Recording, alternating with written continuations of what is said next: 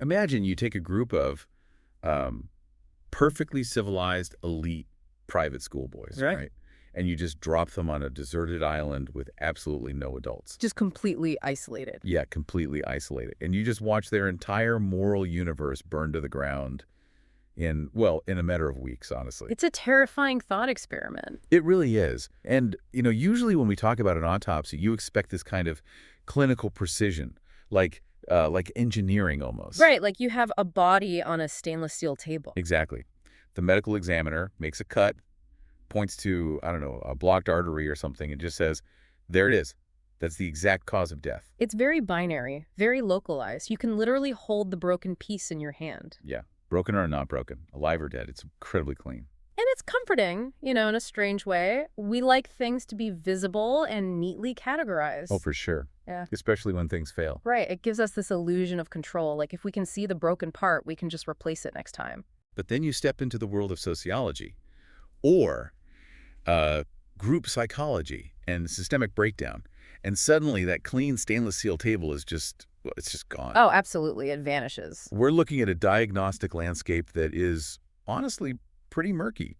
Because how do you perform an autopsy on an entire society? It's so hard. Right. How do you pinpoint the exact microscopic moment a community dies and turns into a mob? It is the absolute definition of diagnostic muddy waters, because a society doesn't just have a sudden heart attack and drop dead. Right. It's not instantaneous. No, it degrades. It negotiates with its own decay, making these little compromises one after another until the original structure is totally unrecognizable. And that is exactly what we are unpacking for you today. Welcome to the Deep Dive. Today, we aren't just reading a classic story. We are literally performing an autopsy on a society. Which is such a fascinating way to look at it. It really is. We have this incredibly detailed 13-slide sociological presentation. It's titled An Autopsy of Societal Collapse.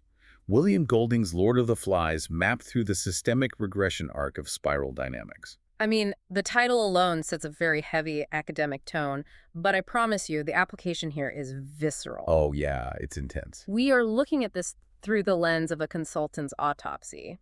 The goal isn't literary criticism. The goal is to understand not just what breaks in a society, but the mechanical why behind the breakdown. We're looking at the gears snapping. Exactly. Okay, so let's unpack this premise, because if you are listening and you've heard of spiral dynamics, you probably know it as a progressive theory. Right, usually it's about upward human development. Yeah, a ladder of upward human evolution. How societies become more complex, more empathetic, and more enlightened over time. You start at basic survival, and over centuries, you climb up towards complex global thinking. But this presentation flips it completely on its head. It uses these stranded boys to simulate a closed system systemic regression. It asks a really dark question. What happens when you start on a relatively high rung of that developmental ladder, but you violently kick the structural supports out from underneath it? And what we find in this data is that the descent down the spiral is much faster and much more violent than the slow climb up. Much faster. It treats the island as a petri dish, tracking the specific mechanical failures that cause a civilized structure to shatter. I have the presentation open right here, and it wastes absolutely no time. Let's look at the title card. Slide 1 shows an illustration of a dark, moody background with these abstract topographical lines. It's very striking. Yeah, these lines transition from cool white and gray on the left side, and as they move to the right, they warp into chaotic, fiery orange and red. Over this, the title reads, An Autopsy of Societal Collapse. What's fascinating here is how this visual sets the thesis for our entire deep dive. Think about what topographical lines represent. Like maps and structure. Exactly. Structure, known territory, navigation. The cool white and gray on the left symbolize the rational, civilized order the boys arrive with in their minds, the society they left behind. But as your eyes move to the right, the lines lose their shape. They literally catch fire. It looks like the map is physically burning up, and that transition into chaotic orange and red isn't just an artistic choice. Oh, really? Yeah, those specific colors map perfectly to the aggressive and weaponized stages of spiral dynamics that we are going to explore. It visually represents the slow, inevitable slide from structural order into violent chaos. It's a beautifully ominous start. And it brings us to the methodology of how we are actually going to track this terrifying descent. We need a system to track the collapse. Right. So let's turn the page. Slide 2 shows an illustration of a three-dimensional spiral moving downwards. It's cracking and breaking apart. And notice the colors there. Yeah, the top ring is colored blue, and as it spirals downward, it transitions through purple, red, orange, and ends in yellow and green flames at the absolute bottom. And next to that falling spiral is a box labeled dashboard architecture. This dashboard is essentially our analytical engine for the rest of the discussion, right? Yes. If we are performing an autopsy, we need a standardized procedure. We can't just guess. The presentation gives us 4 specific quadrants for every stage of the collapse. Okay, walk us through those. First, we look for the catalyst. What is the specific, undeniable trigger that forces a shift in behavior? Second, narrative evidence, which is the actual scenes from Golding's text. Proving the shift is happening in real time. Exactly. Third is system mechanics, the sociological and psychological explanation of why the previous stage failed to hold. And finally, practical insight. The consultant systemic takeaway that you can apply to any organization today. Right. It's essentially a flight data recorder for a crashing plane. We aren't just saying, oh, well, the plane crashed. We're looking at the exact second the cabin pressure dropped. And what the pilot tried to do, and mechanically why those inputs totally failed. And the first major structural failure is so surprising because it looks incredibly strong on the surface, something we all rely on every day. Which brings us to the starting point, the moment after the plane crashes. Slide 3 shows an illustration of a solid blue circle labeled the hollow blue core. Around the outer ring, it says civilized norms and morality. But look at the center. Yeah, there's a heavy arrow pointing right into the empty white center of that circle, and the label says absence of enforcement institutions. In spiral dynamics, the BLUE stage represents structure, order, procedural rules, and moral orientation. The rule of law, basically. Exactly. It's the stage where humanity says we need a system of laws to govern our base impulses. When these boys crash land, they don't arrive as blank slates. Right, they bring this BLUE structure with them, hardwired into their brains. The catalyst and narrative evidence here are so clear. The expectation of adult order is heavily ingrained in them. They come from 1950s British military school discipline. Ralph and Piggy, especially, rely entirely on these norms. There are constant mentions of drill practice, uniforms, playing the game correctly. They are tragically waiting for an adult to step out of the jungle and tell them what to do. They really are. They hold assemblies. They establish a rule that you can only speak if you are holding the conch shell.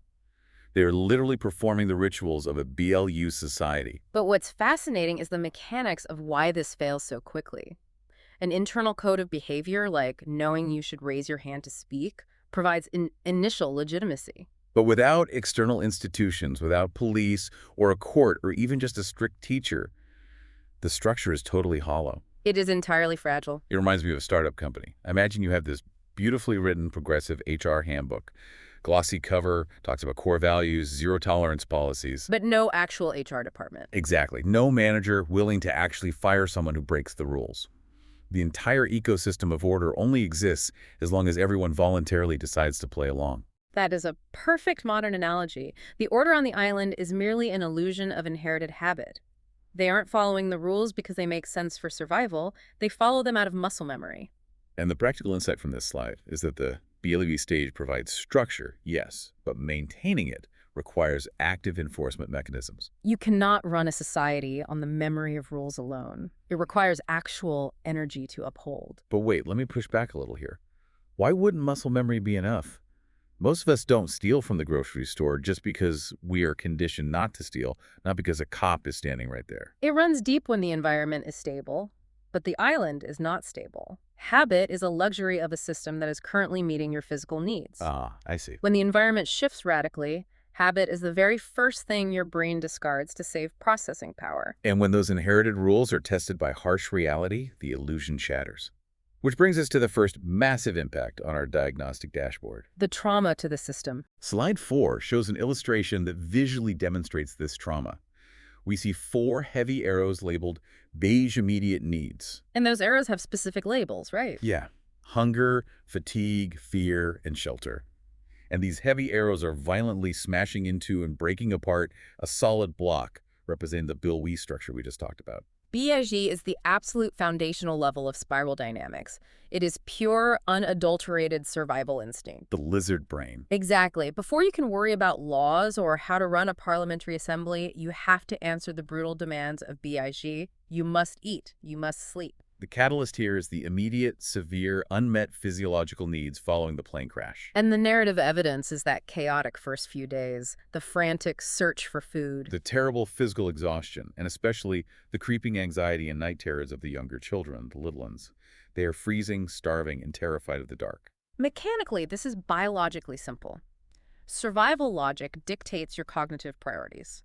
When your basic physiological requirements are acute, it naturally drains all your energy away from long-term institutional support. You simply do not care about a parliamentary assembly when your stomach is cramping from a lack of protein. Exactly. So let me pose a question to you and to the listener. How fast does the memory of raising your hand to speak vanish when you haven't eaten a proper meal in 2 days? And you are severely dehydrated, sleeping in the dirt. Yeah, with strange noises echoing in the jungle. How fast does it vanish? Neurobiologically, it vanishes almost immediately. The brain rapidly reallocates its resources.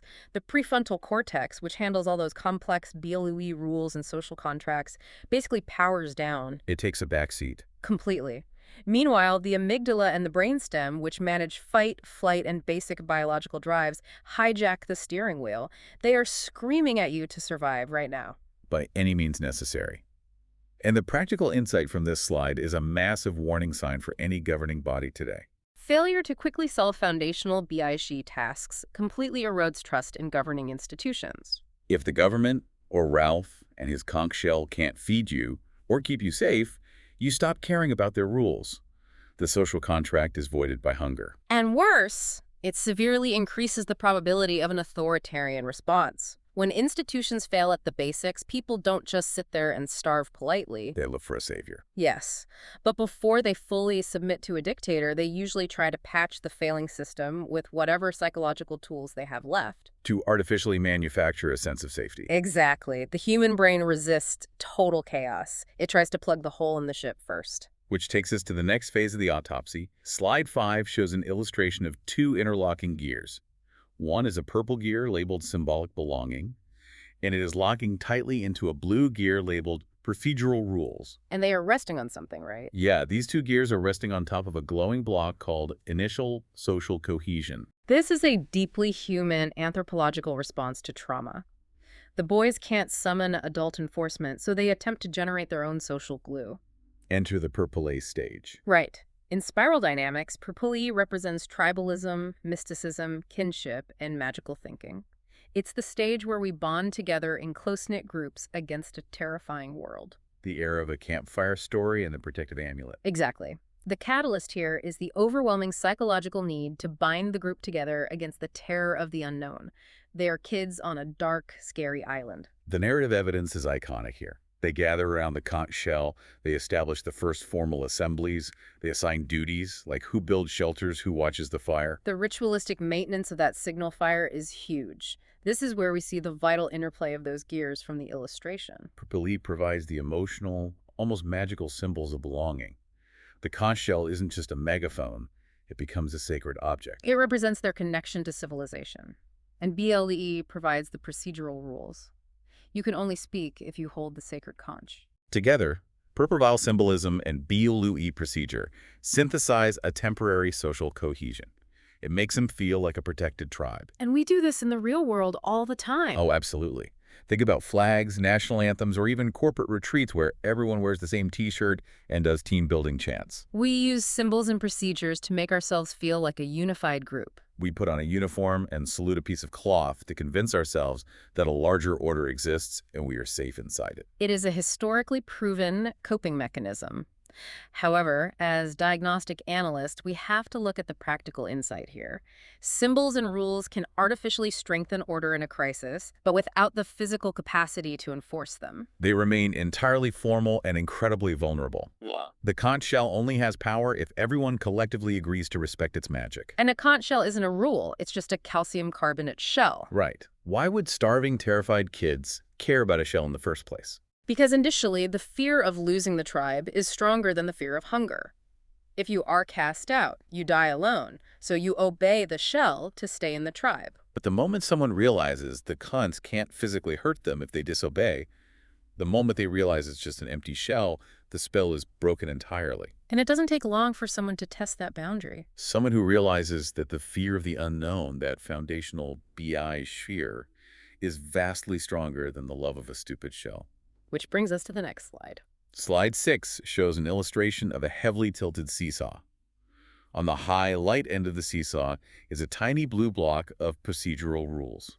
And what's on the other side? It is being totally outweighed and catapulted into the air by a massive red block sitting heavily on the low end, labeled authoritarian protection from Beige threats. This slide represents the critical turning point, the emergence of the RED stage in spiral dynamics. The egocentric power god stage. Exactly. It is raw, impulsive, unconstrained power. It doesn't care about rules. It doesn't care about symbols unless they serve its ego.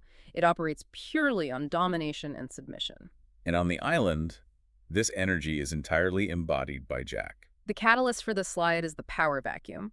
Ralph's BLUE enforcement is exposed as an illusion, which creates a massive void that allows Jack's predatory leadership to emerge. The narrative evidence is that escalating tension between Ralph and Jack.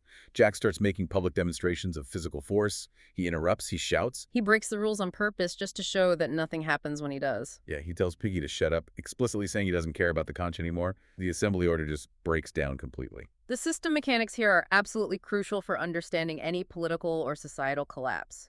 Ready leadership, the classic strongman, exploits those unmet BIG fears. The kids are terrified of the dark, of starvation, of the imagined beast. And Ralph, acting from his BLUE mindset, tries to offer long-term procedural solutions. He says, let's build sturdy shelters. Let's keep a fire going for rescue. But rationality is slow. It's boring. And let's be real, rationality does not make you feel safe when you hear a terrifying noise in the dark jungle. No, it doesn't. When you were scared, you don't want a blueprint for a shelter. You want someone with a weapon. Exactly. Ready offers simple, forceful, immediate answers. Jack says, I will hunt the beast. I am strong. Follow me, and I will protect you right now. When institutional rules prove slow or complex, authoritarianism offers rapid, easily digestible solutions. The practical insight here is harsh. Without robust checks and balances, RAD inevitably seizes power because Ready is willing to use violence. Whereas BLUE is constrained by his own rules against violence. It's the classic democratic dilemma. The democratic leader has to convince you to work hard for a delayed abstract reward. While the authoritarian just promises to kill the thing you were afraid of today. Mm. And that dynamic inevitably splits the island in two. Which is perfectly illustrated on the next slide. Yeah.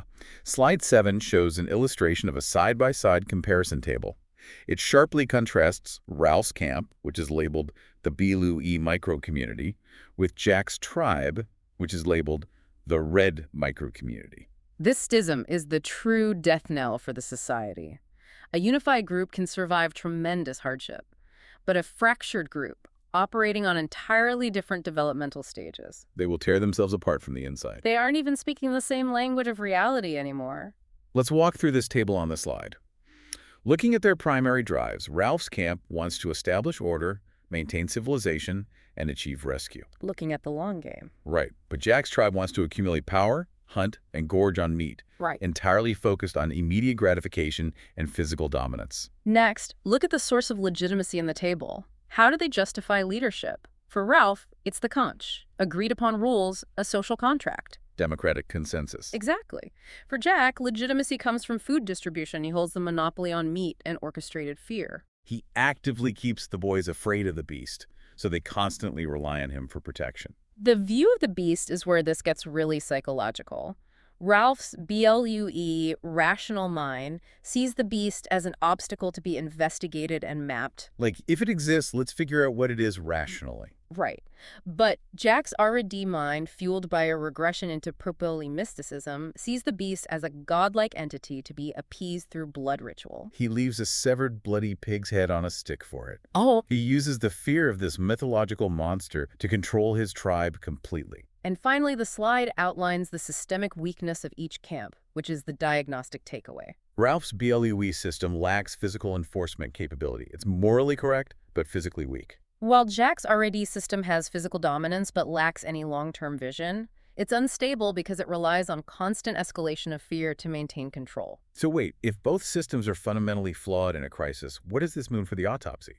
Who is to blame for the collapse here? The takeaway is that the schism itself amplifies the vulnerability of everyone. The institutionalists lose all their physical power. They are marginalized. Meanwhile, the authoritarians gain physical control, but they lose their long-term legitimacy and any hope of a sustainable future. They win the street fight today, but have absolutely no plan for tomorrow other than more fighting. And to win that fight, they need better tools, they need logistics, they need to optimize their violence. Which introduces another stage of spiral dynamics. Let's look at it.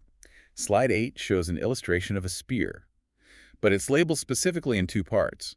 The sharp, deadly tip of the spear represents efficiency, logistics, tools. And the shaft. The long, thick red shaft of the spear represents authoritarian control. This introduces the orange stage. In the standard upward spiral, orange is a massive leap forward. Scientific revolution, enlightenment thinking, innovation. Pragmatism in finding highly efficient ways to achieve a goal. Exactly. The catalyst on the island for this stage is the practical need to systematize hunting. Catching a wild pig requires tactics. The narrative evidence is the organization of highly effective hunting parties. Jack mobilizes resources, they learn tracking, they master crafting tools, Turning raw wood into perfectly balanced spears. painting their faces for camouflage. It's brilliant orange innovation. But if we connect this to the bigger picture, the system mechanics are critical. Orange emerges purely as pragmatic labor. But, and this is the caveat in a regressive system, because orange is subordinated to the red strongman, these efficiencies do not advance the common good. Because Jack is the one holding the shaft of the spear. He directs where the tip goes. Exactly. Processes, logistics, and tools are fundamentally morally neutral.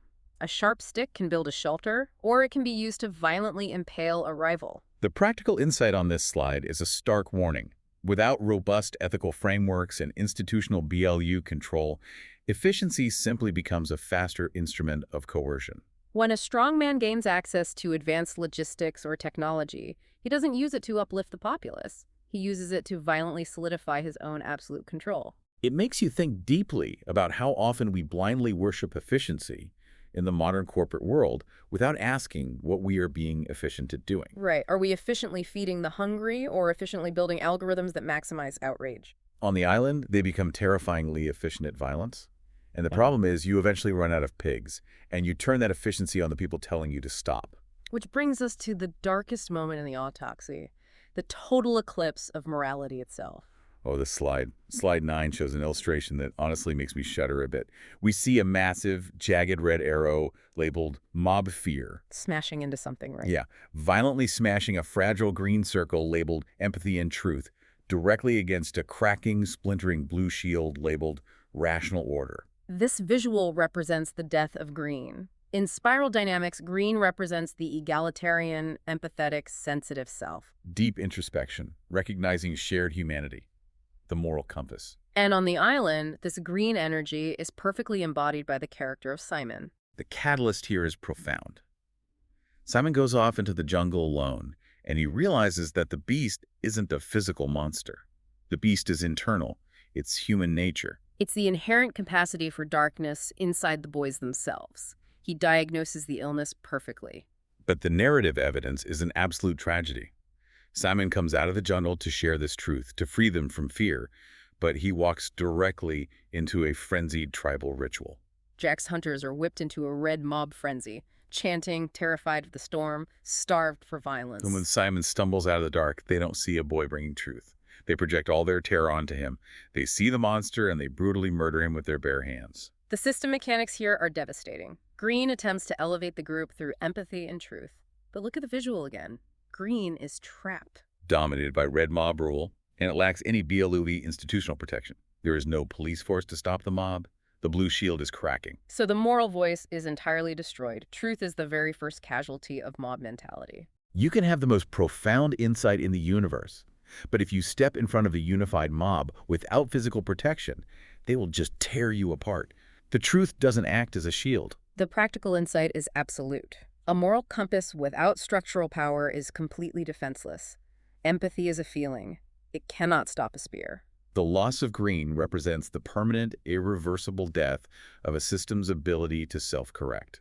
Once Simon is dead, the mechanism of truth is dead, The system is now locked onto a blind path of total destruction. which hurls us past the point of no return. Slide 10 shows an illustration of a cycle diagram. It spins in a tight, endless circle from crisis to reaction to failure to integrate lessons and back to crisis. But there's something hovering above it. Right. Hovering above this doomed circle is the dashed, empty box labeled missing yellow, systemic integration. This slide raises perhaps the most important question of the autopsy. Why couldn't they stop themselves? Why couldn't they pivot to a new strategy? The answer is the glaring absence of the yellow stage. But wait, I'm stuck here. If DLUE rules failed, red authoritarianism causes murder, and green empathy got crushed, what else is there? What actually is yellow? Yellow is a monumental leap in the human cognitive spiral. It represents systemic thinking, extreme flexibility, and high-level adaptation. Seeing the matrix, so to speak. Exactly. A yellow thinker looks at the entire ecosystem from a bird's eye view. They understand different people need different things. Some need blue rules, some respond to red strength, some need green empathy. And a yellow leader integrates all of those conflicting needs into a functional whole. They hold paradoxes without panicking. But the catalyst here is that the complexity of the island ecosystem vastly exceeds the boys' leadership capacity. They are kids. Their brains literally haven't developed the prefrontal complexity for yellow systemic thinking. They lack the biological hardware for it. The narrative evidence proves this chronic failure. They fail to maintain the signal fire. They fail to predict the escalation of violence. And there is no leader capable of unifying the competing motives. Ralph only does below E. Jack only does red E. Neither can synthesize the two. So the system mechanics dictate that because this yellow stage never develops, the group cannot learn from its mistakes. They are reacting blindly until the reactions become fatal. Like a computer program stuck in an infinite error loop. And the practical insight on slide 10 is a harsh truth for any leadership team. The absence of systemic integration guarantees cyclical degradation. If you can't see the whole board, you are just treating symptoms while the disease spreads. It ensures eventual total collapse, and that collapse arrives with catastrophic force. Slide 11 shows an illustration that is pure devastation. Describe the visual. It's a terrifying mix of a thick red lava flow, labeled aggression, intermingled with sharp, deadly orange shards, labeled weapons inefficiency. Pouring down, right? Yeah, this violent mixture is pouring down and completely crushing fragile blue and green blocks into unrecognizable pieces at the bottom. This is the terminal stage of the autopsy. The patient is coding. The catalyst is the unconstrained culmination of organized aggression meeting complete structural failure. The narrative evidence here is the climax of the novel, and it is breathtakingly brutal. Piggy, the last bastion of BLUE rationality, is murdered, premeditated. They drop a massive boulder on him in broad daylight. And in that same moment, the conch shell is physically shattered. It ceases to exist. Then, in a final display of weaponized efficiency, Jack's tribe intentionally sets the entire island on fire to flush Ralph out of hiding. A chaotic, murderous, hyper-efficient hunt for the last symbol of the old order. Look at the terrifying fusion of stages in the system mechanics. Red aggression merged seamlessly with orange tactical efficiency. Jack's tribe is heavily armed, they have a logistical plan, and they're utterly devoid of moral restraint. Stripped of BLUE rules, lacking green empathy, and devoid of yellow foresight, it generates a violently self-sustaining dynamic of absolute destruction. It's the horror of the fire that really hits home. The signal fire was their BLUE tool for salvation. But in the end, they use fire as a ready weapon of total annihilation. They literally weaponize their own habitat to destroy their political enemy, completely ignoring the yellow fact that burning the island down means they destroy their only food source. Because Red D doesn't think about tomorrow. Red only thinks about dominating today. The practical insight here is that violence within a failed system becomes a self-sustaining physical process. Yeah, it has its own gravity. Rebuilding order from this point is infinitely harder than maintaining it initially. Once the dam breaks, the structure and the trust are totally gone. You would think that's the absolute end. Total fiery destruction, starvation in the ashes. Yeah. But Golding gives us one last twist. And this presentation analyzes it brilliantly. Slide 12 shows an illustration of a mechanical vent, or a heavy metal cage, acting as what is labeled an artificial reset loop.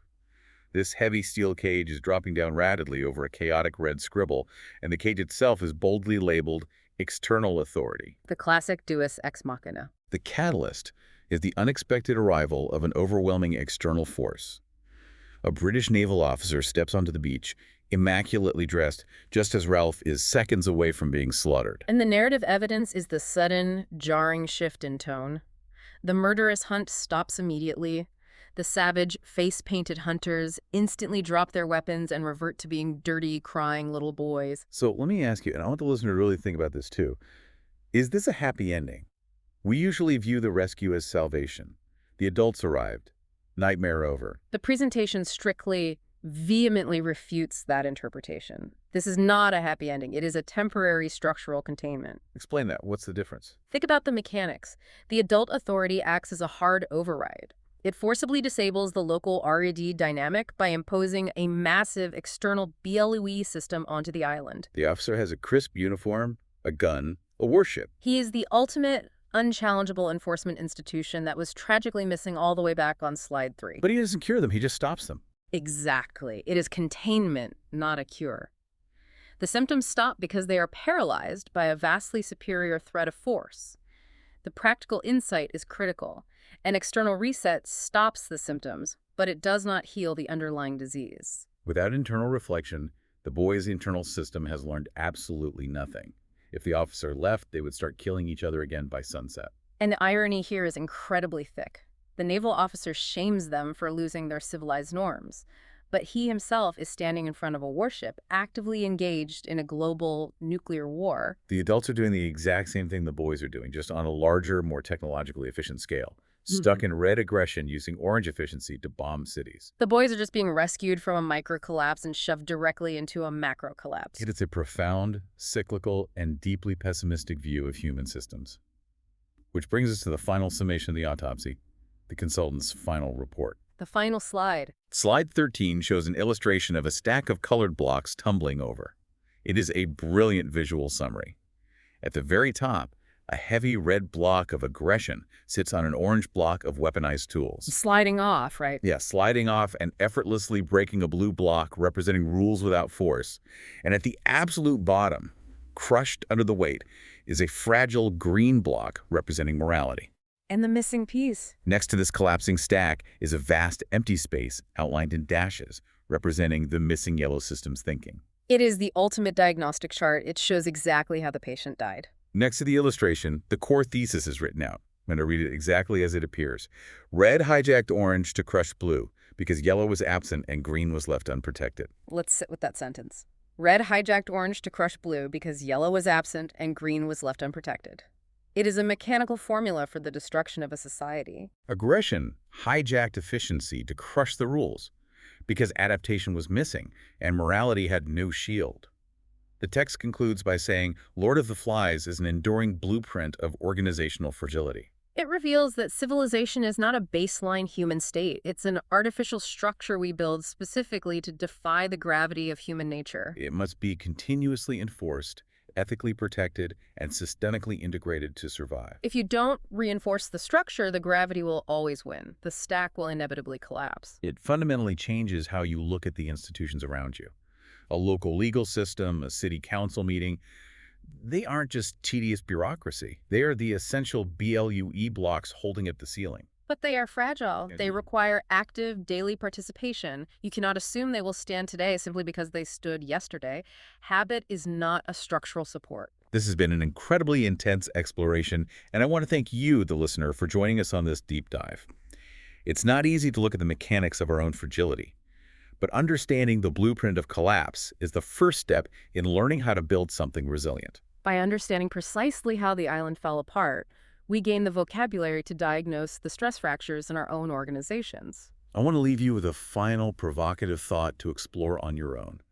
We've seen what happens when the adult authority steps in to reset the system with a warship. But in the real world, there is no external adult coming to save us. We are the adults. If our modern society is an island and our BLU institutions are currently under incredible stress from polarized factions, where are the adaptive, systemic yellow thinkers we need to prevent the slide back down the spiral?